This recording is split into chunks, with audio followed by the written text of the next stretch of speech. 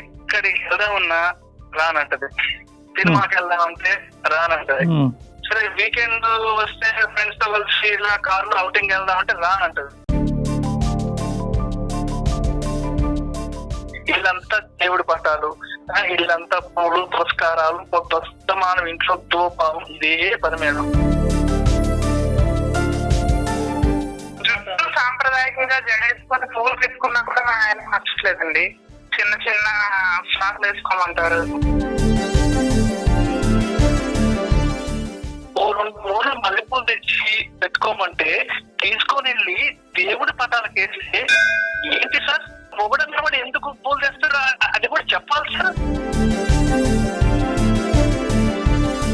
నేను అలా ఉండలేను సార్, అతనికి ఇష్టంగా అయితే నేను ఉండలేను సార్. నా ఇష్టాన్ని మానుకొని నా ఇష్టాన్ని అసలు గౌరవించట్లేదు. నాకు పొడుగారి జుట్టు ఉంటదండి, నేను ఇద్దరిలో పడుకునేటప్పుడు కూడా నా జుట్టు కట్ చేసిందండి. ఇంటికి ఆయన బీరు తెచ్చుకుంటారు వేసుకుంటారండి. ఈ మధ్యన ఏదో వచ్చిందంట బ్రేజర్ అంట, తెచ్చిన పాయమంటారండి. నా సంపాదన తగ్గట్టుగా నేను ఉన్నాను, నా సంపాదన తగ్గ లైఫ్ స్టైల్ నేను ఉన్నాను. అరే నువ్వు కూడా ఉందని చెప్తున్నాను తనకి. వంశీ, మీకు అది కొత్త కాదు, మీకున్న లైఫ్ స్టైల్ కి అది సో కామన్. కానీ ఆ అమ్మాయికి కొత్త కదా, తన వైపు నుంచి ఆలోచించండి. ఎక్కడో ఉన్నటువంటి అమ్మాయిని తీసుకొచ్చి పక్కన కూర్చోపెట్టి ఆదివారం అయింది, ఆడెవడో బీరు తాగుతున్నాడు, వాడి పిల్లం బీరు తాగుతుంది కాబట్టి నువ్వు తాగంటే అది ఏంటండి అది?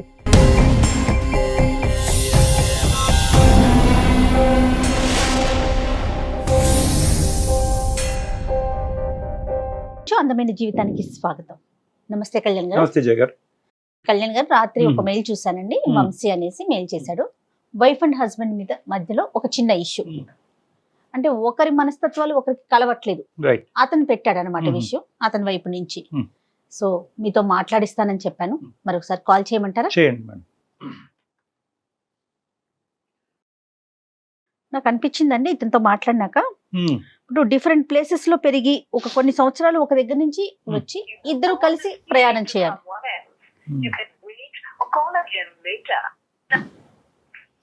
హలో వంశీ గారండి,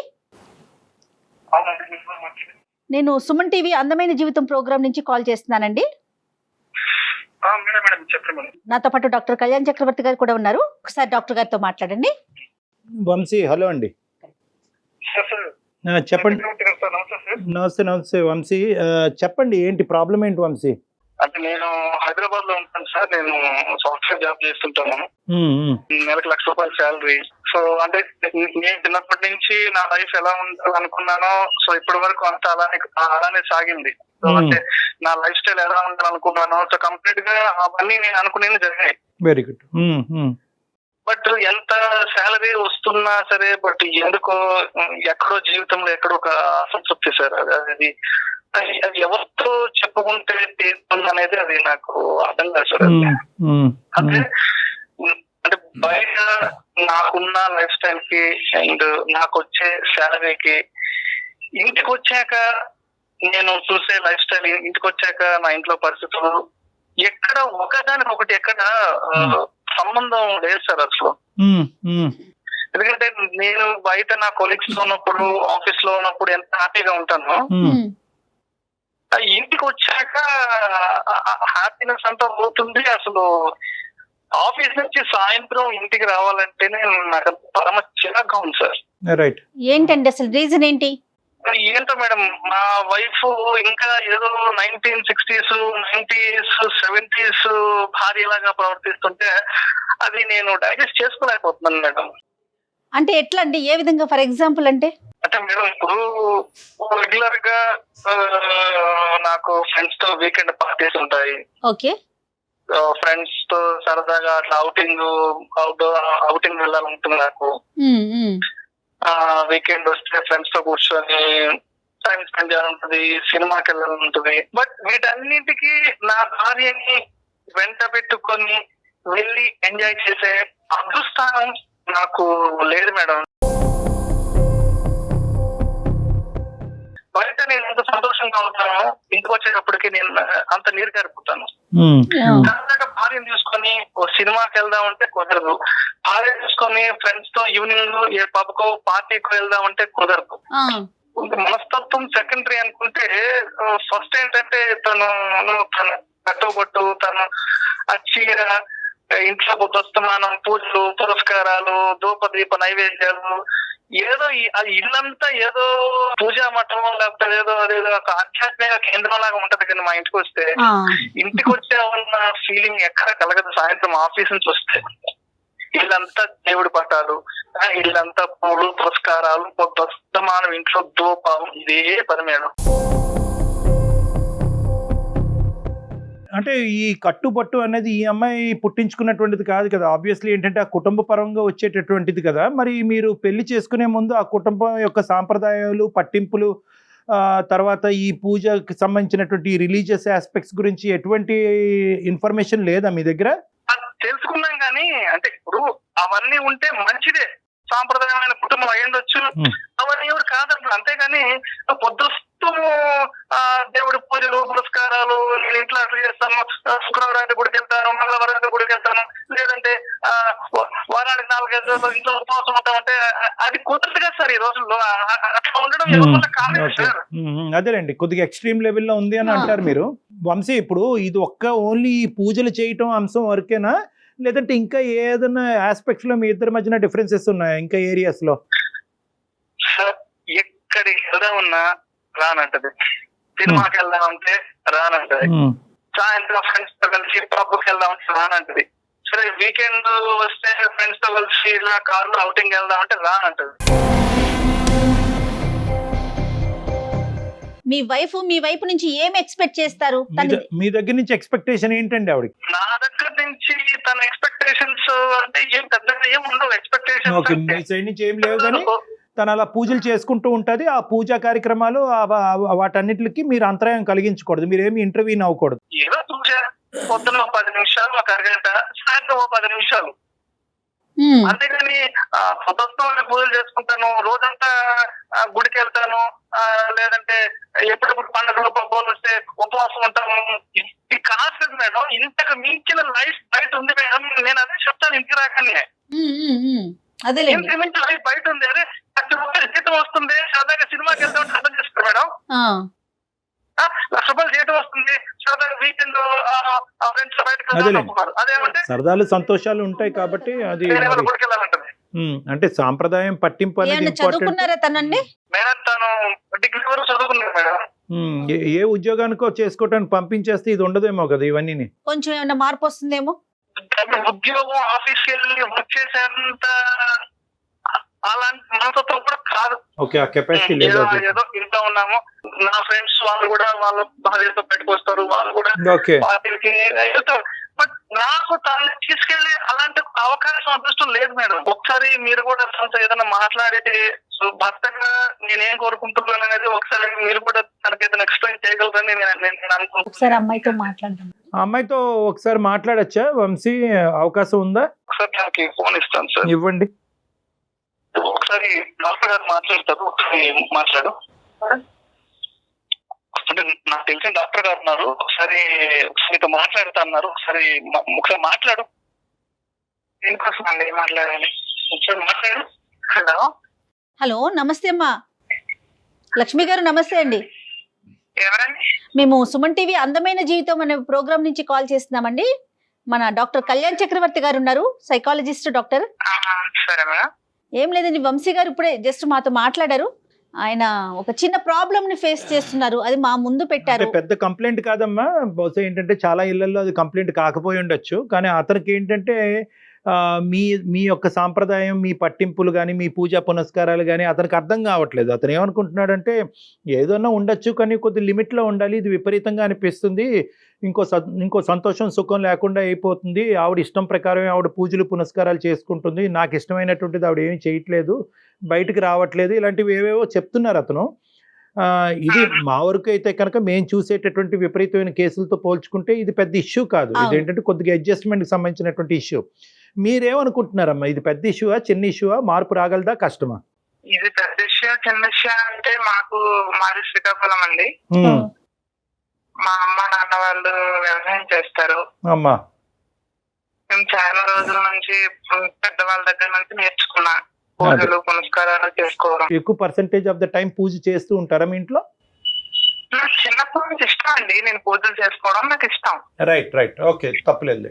ఉపవాసాలు ఉండడం, పూజలు చేసుకోవడం, దేవుడిని మంచిగా అలంకరించుకోవడం, ఇంట్లో అన్ని ఎక్కడైనా నీట్ గా చేసుకుని శుభ్రం చేసుకోవడం, ఇల్లు పూజలు ఇలా ఉండడానికి ఇష్టం. ఈయనకు నచ్చట్లేదు అనేసి అంటే చిన్నప్పటి నుంచి నాకు అలవాటు అయ్యి మా అమ్మ నాన్న వాళ్ళు మా అమ్మ వాళ్ళు అంతా నాకు నేర్పించింది.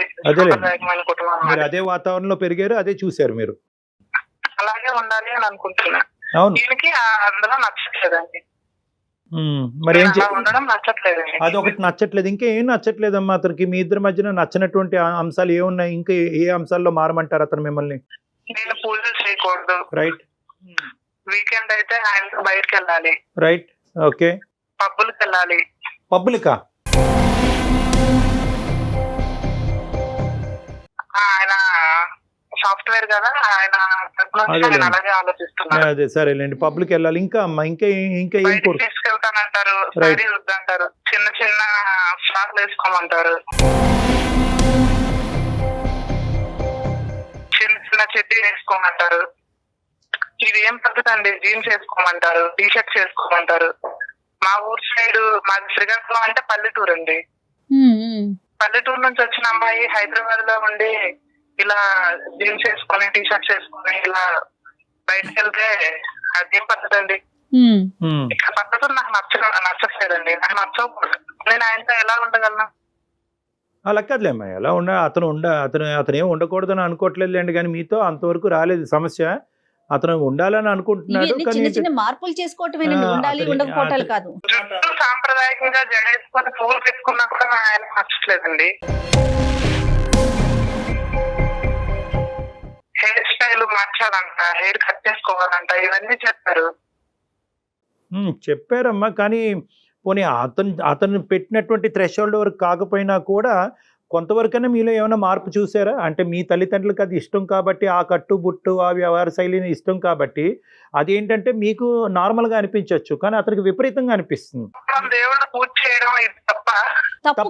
తప్పు కాదమ్మా. ఇప్పుడు మీ ప్రయాణం అనేటటువంటిది ఇప్పుడు ఏదైతే భాగం మొదలైందో మీ జీవితంలో మీ భర్తకు సంబంధించి నేను దేవుడిని నమ్ముకుంటూ నేను పూజలు చేస్తూ నేను ఇలా ఉంటున్నాను కాబట్టి మీ భర్త గారు కూడా, అతనికి కూడా దైవం అంటే నమ్మకం ఉంది, అతను కూడా రిలీజియస్ పర్సనే. కానీ ఏంటంటున్నాడు అంటే కనుక ఏదైనా దేనికన్నా ఒక లిమిట్ ఉంటుంది కదా. అన్ని పనులు పక్కన పెట్టి అవతల వాళ్ళ ఇష్టాలు తెలుసుకోకుండా పగలనక రాత్రి అనక బయటికి రాకుండా ఇంట్లోనే ఉంటూ దీపార్థన ఆయనకు నచ్చినట్లే ఉంటున్నా. అంటే నేను చీర కట్టుకోవడం ఆయనకి ఇష్టం లేదు, నేను పూజలు చేయడం ఆయనకి ఇష్టం లేదు. నేను ఆయనకు బాగానే చూసుకుంటాను, ఏం కావాలో. అంటే చూసుకోవడంలో ఎక్కడెక్కడ సమస్య ఉన్నట్టు చెప్పట్లేదు, కానీ అంటే పూజలు ఇవన్నీ కూడా చాలా విపరీత ధోరణులకు వెళ్ళిపోతుంది, నేను వెళ్ళే కల్చర్కి అది సూట్ కావట్లేదు అనేది ఆయన వైపు నుంచి చెప్తున్నారండి లక్ష్మి గారు. విపరీతం అంటే చిన్నప్పటి నుంచి నాకు అలవాటు మేడం. అదే ఇప్పుడు మనం ఒకటి లక్ష్మి గారు, ధనలక్ష్మి గారు, మనం ఏంటంటే మేము అందరం కూడా we are also God fearing individuals. మీ అందరం కూడా రిలీజియస్సే, మేము అందరం దేవుడిని నమ్ముకుంటాం, అతను కూడా దేవుడిని. అతను ఏమి ఇప్పుడు అన్ని పూర్తి స్థాయిలో మానేసి పూజలు మానేసి పునస్కారాలు మానేసేమనేటటువంటి ఉద్దేశంతో అతను ఏం చెప్పట్లేదు. అతను చెప్తున్నారు ఏంటంటే దేనికన్నా ఒక కంట్రోల్ అన్నది ఉండాలి. ఎందుకంటే అతను వెళ్ళి ఉండేటటువంటి వాతావరణం డిఫరెంట్, అది మీరు కూడా అర్థం చేసుకోవాలి. మిమ్మల్ని ఎవరు కూడా పూజలు చెప్పండి అమ్మా, పర్వాలేదు చెప్పండి. చాలా బాగా అనిపిస్తుంది విషయం. నేను ఇప్పటి వరకు ఎవరికి చెప్పుకోలేదు, తల్లిదండ్రులు కూడా నేను చెప్పుకోలేను, మా ఫ్రెండ్స్ కూడా. ఈయన నాకు చూడడానికి వచ్చినప్పుడు హైదరాబాద్ అబ్బాయి ఒక సాఫ్ట్వేర్ చేస్తున్నారు, నెలకు ₹1,00,000 శాలరీ వస్తుంది అని మా అమ్మ నాన్న కూడా ఈ అబ్బాయి మంచివారని ఎవరికి ఎంక్వైరీ కూడా చేయకుండా పెళ్లి చేశారు. అప్పుడు కూడా మా అమ్మ నాన్నకు నచ్చితేనే నేను చేసుకున్నానండి, నా ఇష్ట ప్రకారం కూడా నేను చేసుకోలేదండి. అలాంటిది ఎంత ఇష్టంగా చేసుకుని ఆయన ఇక్కడికి వచ్చిన తర్వాత నువ్వు అలా ఉండు ఇలా ఉండు అంటే మా అమ్మ నాన్నకి మా ఫ్రెండ్స్ కి ఎవరికి చెప్పుకోలేదండి. అందరూ మా అమ్మాయి హైదరాబాద్ లో ఉంది, హ్యాపీగా ఉంది అనుకుంటున్నారు, కానీ నేను ఎప్పుడు హ్యాపీగా ఉండలేదండి దీంతో. ఎక్కడో చోట అతను ఒక ఎక్కడో చోట ఒక ఫ్లెక్సిబిలిటీ అనేది ఉండాలి. మీరు నాకు బాధ కలిగిన విషయం ఏంటంటే నాకు పొడుగారు జుట్టు ఉంటుందండి అమ్మా, ఇద్దరిలో పడుకునేటప్పుడు కూడా నా జుట్టు కట్ చేసిందండి.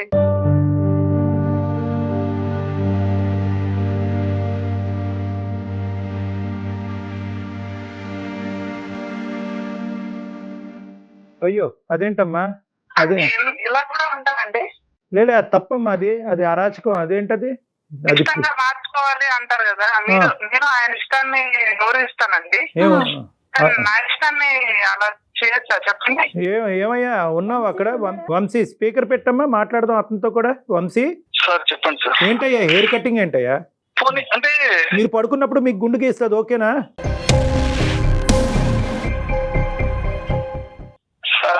సార్ మరి ఇప్పుడు వరకు నువ్వు చెప్పింది ఒక ఎత్తు, ఇప్పుడు ఆవిడ చెప్పింది అది that is called as harassment. అది ఒక ఆడపిల్లకి జుట్టు అనేటటువంటిది ఎంత ఇంపార్టెన్స్ ఇస్తారో అది మీకు తెలియదా? ఆవిడ జుట్టు కట్ చేయటం ఏంటండి? సార్ డాక్టర్ గారు నేను ఒక విషయం చెప్తాను సార్. నాకు మరీ అంత ట్రెడిషనల్ గా ఉండడం ఇష్టం లేదు సార్. నేను చాలా సార్లు చెప్పాను, బయట పార్లర్కి వెళ్ళి ఏదైనా హెయిర్ పోనీటైల్ లాగా చేయించుకో, కొంచెం చూడడానికి బాగుంటది, అంత పెద్ద జడేసుకొని బయటకు వెళ్తే కూడా అందరినీ జగమంకు చూస్తున్నారు, నాకు కొంచెం అది కూడా ఇబ్బంది కదా సార్. తన ఇష్టపూర్వకంగా ఏదైనా తన బాడీలో చేంజెస్ చేసుకోవాలంటే తను చేంజెస్ చేసుకోవచ్చు, కానీ తన బాడీకి సంబంధించినటువంటి ఒక అంశాన్ని మీరు ముట్టుకునే హక్కు మీకు లేదు. బయటకు వెళ్ళినప్పుడు ఈ జనాలు ఎగదిగా చూస్తే ఇబ్బంది పడేది నేనే కదా సార్. ఏమండి మీరు ఏ అమ్మాయిని అయితే చూసారో, ఏ అమ్మాయి అయితే మీ పెళ్లి చూపుల్లో నచ్చిందో ఆ అమ్మాయినే ఈరోజు చేసుకున్నారు. ఆ రోజు ఆ అమ్మాయి ఇంకో విధంగా ఉండి ఈరోజు ఇంకో విధంగా లేదు. ఆ అమ్మాయి కట్టు బొట్టు వ్యవహారం పద్ధతులు కుటుంబపరమైనటువంటి అంశాలు అన్నీ అప్పుడు ఇప్పుడు ఒక్కటే. ఇప్పుడు అదేమన్నా మీరు రిక్వెస్ట్తో కానీ ఒక మర్యాదపూర్వకంగా కానీ మార్చుకునేటటువంటి ప్రయత్నం చేయండి, కానీ జబర్దస్త్ చేసి జుట్లు కట్ చేసి హెరాస్ చేసేటటువంటి పద్ధతులు మార్గాలు కరెక్ట్ కాదు. ఆ అమ్మాయికి బహుశా ఈ సబ్జెక్ట్ అర్థం కావట్లేదు. అర్థమయ్యే విధంగా మనం చెప్దాం, అది వేరే విషయం. కానీ మీరు ఎక్కడ ఇప్పుడు ఏంటంటే ఇప్పుడు ఆ అమ్మాయిని ఇప్పుడు ఏమంటుంది, ఇప్పుడు సింపుల్గా అన్ని మాటలు చెప్పి ఆఖరికి మా ఆయన నా జుట్టు కట్ చేసే పరిస్థితి వరకు వెళ్ళిపోయాడు అంటే కనుక that is equal to harassment. అది టార్చర్. అది ఒక చిన్న సబ్జెక్ట్ని మీరు ఇంకో లెవెల్ సబ్జెక్ట్ పట్టుకెళ్ళిపోయారు. అది డిఫరెంట్ స్టోరీ. అది ఇప్పుడు అమ్మాయితో మాట్లాడదాం, కానీ ఈ ఒక్క అంశాన్ని మేము ఖండిస్తున్నాం. మిగతాది ఆ అమ్మాయితో మాట్లాడదాం. ఒకసారి అమ్మాయికి ఫోన్ ఇవ్వండి. హలో, ఇప్పుడు చూడమ్మా, నిన్నేమి నువ్వు చేసేటటువంటి దాన్ని ఏది తప్పు పట్టట్లేదు. We are all requesting for only one thing, modification. పరిస్థితులకు అనుగుణంగా మాడిఫై అవ్వటం.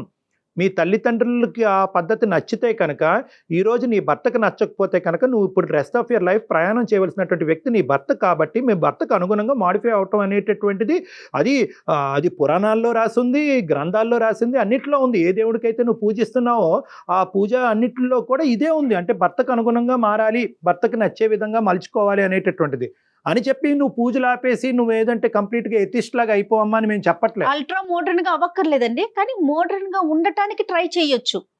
అది ఆలోచించండి ధనలక్ష్మి. ఏమంటారంటే బయటకు వెళ్దాము, సినిమాకి వెళ్దాం అంటారు, డ్రెస్ వేసుకొని బండి మీద కూర్చో, రెండు వైపులు కాలు వేసుకొని కూర్చోమంటారు. నేను భార్యను కదండి, ఒక సైడ్ కూర్చుంటే ఏమవుతుందండి? అంటే భార్యలు ఇట్లా కూర్చోవాలి, లేకపోతే పరాయి వాళ్ళు అలా ఏం ఉండదమ్మా. మన కంఫర్ట్ ని బట్టి కదా, అది బండి మీద మీ కంఫర్ట్ అంతే. మీరు కూర్చోవటం అనేటటువంటిది మీరు సిగ్గుపడుతున్నారే అనుకోండి. మీరు ఏవైతే ఏ ఏరియాస్ అయితే మీరు ఖచ్చితంగా మారలేరో ఆ ఏరియాస్ గురించి బలంగా మాట్లాడండి. వాటిని అది కరెక్ట్ కాదంటే కనుక కరెక్ట్ కాదని చెప్పండి. జుట్టు కట్ చేసుకోవటం, పోనీటైల్ వేసుకోవటం, ఇలాగ చిన్న చిన్న నిక్కర్స్ లాంటివి వేసుకోవటం, అలాంటివి వేసుకోవటం మీకు నచ్చకపోతే చెప్పండి. కానీ ఏ ఏరియాస్ అయితే మారగలరో ఫస్ట్ అవి చూపెట్టగలిగితే కనుక మిగతా అంశాల్లో అతను ప్రెషర్ పెట్టడానికి అవకాశం ఉండదు. అతను కాంప్రమైజ్ అవుతాడు. అతను మీరేంటంటే ఏ టు జెడ్ అన్ని, అతను ఏ రిక్వెస్ట్ చేసినా ఏ టు జెడ్ అవేం నా వల్ల అవ్వదు, నేను చిన్నప్పటి నుంచి ఇదే వాతావరణంలో పెరిగాను కాబట్టి అలాగే ఉంటాను, నువ్వు అడ్జస్ట్ అవ్వు లేదంటే కనుక ఎలా అవుతుందంటే ఇది చిలికి గాలివాన్లాగా అయ్యి అతనికి తోచక అతను బుర్రపాడి నీ జుట్టు కట్ చేసేస్తున్నాడు. కానీ ఎంతవరకు మీరు మాడిఫై చేయగలరు ఇష్యూని? మీరు పూజా కార్యక్రమం ఎంత ఇంపార్టెంటో నీ భర్తకు తగినట్టుగా ఉండటం అన్నది కూడా అంతే ఇంపార్టెంట్. సరే కదమ్మా, ఈ పూజ అనే కార్యక్రమానికి ఒక డ్యూరేషన్ పెట్టుకోండి. ఏ డ్రెస్ మీరు కాంప్రమైజ్ అయ్యి వేసుకోగలరు, ఇష్టపూర్వకంగానే, బలవంతంగా కాదు, ఏ డ్రెస్ వేసుకోగలరు, ఎటువంటి కట్టుబొట్టు మార్చుకోగలరు, మీరిద్దరు కూర్చొని మాట్లాడుకోండి. ఇవన్నీ మేము చెప్పడానికి బాగుండదు. ఇంటికి ఆయన బీర్ వేసుకుంటారండి. ఈ మధ్యన ఏదో వచ్చిందంట, బ్రేజర్ అంట, తెచ్చిందని తాగమంటారండి.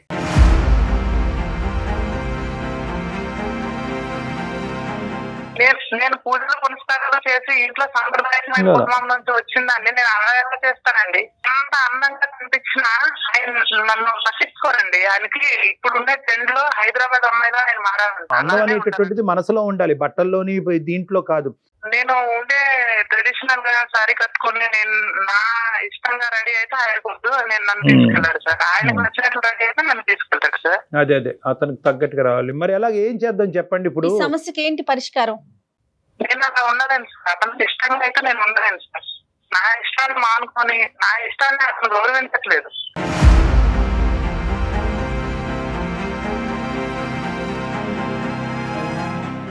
ఇక్కడ మేము అనేది ఏంటంటే కనుక కొద్దిగా అడ్జస్ట్ అవ్వమంటున్నాం, సిచ్యువేషన్కి అనుగుణంగా మీ భర్తకు తగ్గట్టుగా అడ్జస్ట్ అవ్వమంటున్నాం. నీ భర్త కోరుకుంటున్నాడు అది, అతని హ్యాపీనెస్ గురించి మిమ్మల్ని ఒక కొద్దిగా అడ్జస్ట్ అయ్యి కొద్దిగా చేంజ్ అవ్వమంటున్నాం. పూజ చేసుకోండి, కానీ దానికి ఒక టైం లిమిట్ పెట్టుకోండి. మీరు ఫస్ట్ మారుతాను ఓకే సార్ అని మీరు అంటే కనుక మాట మీ వైపు నుంచి వస్తే నెక్స్ట్ వంశీ గారితో మాట్లాడదాం. మీ యొక్క ఆలోచన వెరీ గుడ్, 100% వంశీ గారికి ఇవ్వండి, వంశీ గారికి ఇవ్వండి.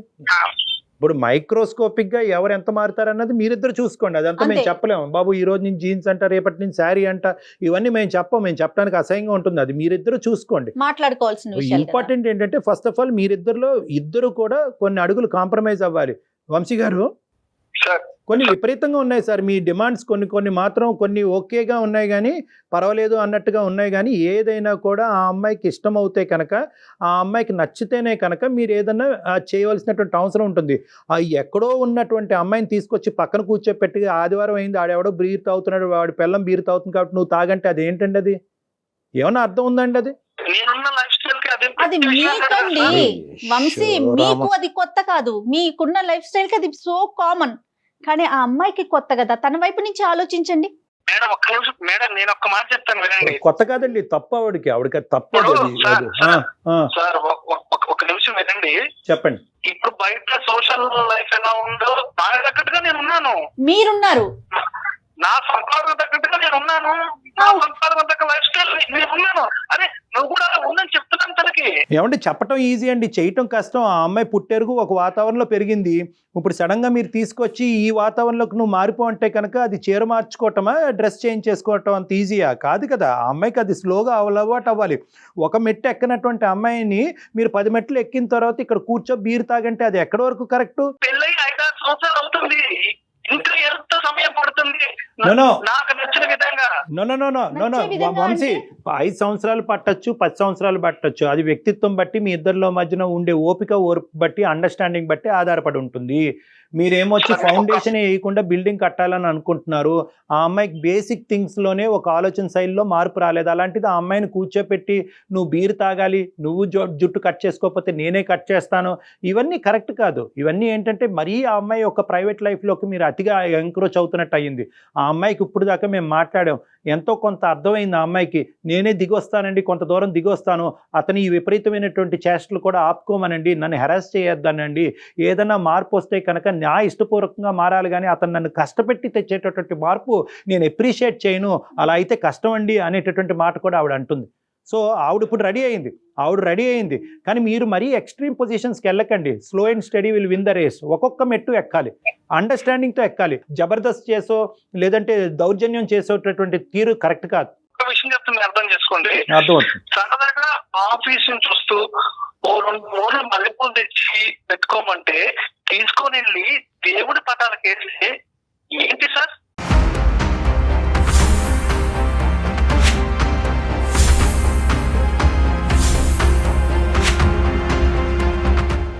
ఏదో సరదాగా సాయంకాలం సరదాగా కొంత టైం స్పెండ్ చేద్దాం తీసుకొని ఏదో చేస్తే తీసుకెళ్లి ఆ పూలు తీసుకెళ్లి ఆ దేవుడి పటాలు పెట్టడం ఇచ్చారు. అది అంటే మొగుడన్న కూడా ఎందుకు పూలు తెస్తారు అది కూడా చెప్పాలి సార్.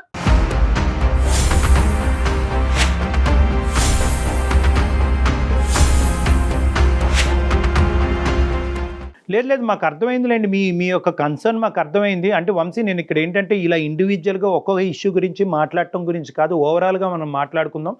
బహుశా ఇటువంటి భార్యల గురించి చాలామంది భర్తలు చాలా హ్యాపీగా ఫీల్ అవుతున్నారు. అంటే నా దగ్గరకు వచ్చేటటువంటి కేసెస్ గురించి కూడా నేను చెప్తున్నాను. ఏమండి సమాజం అంతా ఈ విధంగా ఉన్నా కూడా నా భార్య ఇప్పటికీ కూడా సాంప్రదాయం పట్టింపు కల్చర్ని కాపాడుకుంటుందండి, పిల్లలు కూడా అదే సాంప్రదాయం నేర్పిస్తుందని చెప్పేటటువంటి గొప్పగా చెప్పేటటువంటి భర్తలు ఎంతోమంది నా దగ్గరికి వస్తూ ఉంటారు. ఎటొచ్చి ఏంటంటే ఇక్కడ మిస్ మ్యాచ్, మీ యొక్క థీరీ ఆవిడ యొక్క థీరీ డిఫరెంట్గా ఉండటం వల్ల ఈరోజు ఆవిడని మారండి అని రిక్వెస్ట్ చేయటం. నేను ఒకటే చెప్తున్నాను, పూలు దేవుడికి వేసిందా తల్లో పెట్టుకుందా అనే సబ్జెక్ట్స్ గురించి మనం మాట్లాడుకోవద్దు. ఇక్కడ ఏంటంటే అడ్జస్ట్మెంట్ అండ్ కాంప్రమైజ్. మీరు అడ్జస్ట్ అవ్వండి, ఫోర్స్ చేయొద్దు. ఆవిడ అడ్జస్ట్ అవ్వడానికి రెడీగా ఉంది. మీరు ఏంటంటే వేరే వాళ్ళతో దయచేసి మీ కుటుంబాన్ని కంపేర్ చేయొద్దు. ఇక్కడ కొన్ని అడ్వాంటేజెస్ కూడా ఉన్నాయి, ఆ అడ్వాంటేజెస్ వైపు మీరు చూడట్లేదు. ఇక్కడ ఏవో ఒక డిసడ్వాంటేజ్ కనిపిస్తుంది, వాళ్ళు ఎవరో అలా తయారయ్యారు. ఇక్కడ ఈ అమ్మాయి ఒక మంచితనం చూడండి, ఆలోచన శైలి చూడండి, ఆ పద్ధతి వ్యవహారం చూడండి. సాంప్రదాయ వ్యవహారాలు కదా చూడాలి. దేవుడికి ఏమని పూజ చేసుకుంటుంది ఆవిడ? నా భర్త నేను ఎల్లకాలం సుఖ సంతోషాలతో బాగుండాలి దేవుడా అని కోరుకుంటుంది ఆవిడ. ఇటొచ్చి ఏంటంటే ఆ కోరుకునే విధానం పద్ధతిలో కొద్దిగా ఎక్స్ట్రీమ్స్ కనిపిస్తున్నాయి కాబట్టి ఈరోజు మీకు డిఫికల్టీ వస్తుంది. దయచేసి ఆ అమ్మాయిలో ఉండేటటువంటి గుడ్ క్వాలిటీస్ కూడా చూడండి. మీరు బయట వాళ్ళు ఎవరినో చూసుకుని వాళ్ళ వారాంతం వాళ్ళు పబ్కి వెళ్తారు, క్లబ్కి వెళ్తారు కాబట్టి ఈవిడ పబ్కి క్లబ్కి రావట్లేదు కాబట్టి అది గొప్ప జీవితం, ఇది వేస్ట్ జీవితం అనేటటువంటి కాన్సెప్ట్ మీ బ్రెయిన్లో తీసేసేయండి. ఒకసారి నా వైపు కూడా ఏదైనా మిస్టేక్స్ ఉంటే ఒకసారి నేను కూడా మార్పులు చేర్పులు అంతే. మార్పులు అడ్జస్ట్మెంట్ అండి, అడ్జస్ట్మెంట్. మీరిద్దరూ సానుకూలమైనటువంటి వాతావరణంలో నవ్వుతూ ఎవరు ఎంత కాంట్రిబ్యూట్ చేస్తారు, నువ్వు ఇది చేయి ఇచ్చే అన్నది కాదు, మీరు ఏం కాంట్రిబ్యూట్ చేస్తారని చెప్పండి, తన ఏం కాంట్రిబ్యూట్ చేస్తుందని తన చెప్తుంది. ఒక 6 నెలల పాటు ట్రై చేసి చూడండి. అప్పటికీ కూడా మీ ఇద్దరి మధ్యన డిఫరెన్సెస్ ఉంటే కనుక మీరిద్దరు నా దగ్గరికి రండి, మనం అందరం కూర్చుని మాట్లాడుకుందాం. ఇది పెద్ద సమస్య కాదు, మనం అనుకుంటే చాలా చిన్న సమస్య. రైట్, హ్యాపీగా ఉండండి వంశీ గారు. లక్ష్మి గారు బాయ్ అమ్మా. బాయ్ అండి. లక్ష్మి బాయ్ అమ్మ, వంశీ బాయ్. Thank you. నమస్తే. నమస్తే. Thank you.